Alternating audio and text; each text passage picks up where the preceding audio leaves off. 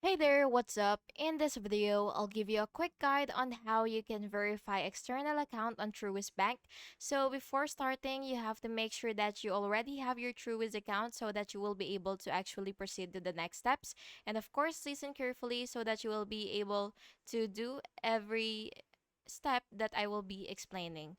So first you will log into your account, and once you've logged in, you will go ahead and click your settings. So it should be right here somewhere. It really depends on the layout of your screen. So make sure to explore your interface so that you will be able to see your settings. And then after clicking settings, you will just have to click external accounts and then click add account, and then you will enter your external account details such as your account and your routing numbers. And then Truewills will make two small deposits to verify. And then check your external account and then enter the deposit amounts in Truist so that you will be able to confirm verification. And by the way, verification may take 1 to 2 business days, so do not skip this step to enable transfers.